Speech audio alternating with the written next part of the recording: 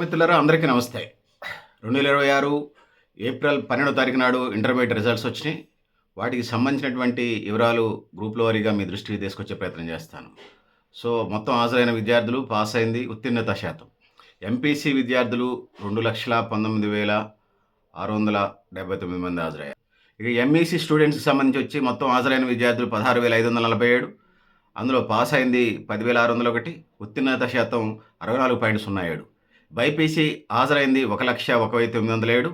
అందులో 73,770 మంది పాస్ అయ్యారు. ఇది 72.39% ఉంది పర్సెంటేజ్.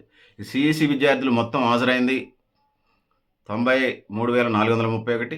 ఇందులో పాస్ అయింది 41,965, 44.90% కనపడుతుంది. ఇక హెచ్ఈసీ విద్యార్థులకు సంబంధించి 10,039 మంది హాజరైతే 3,447 మంది పాస్ అయ్యారు.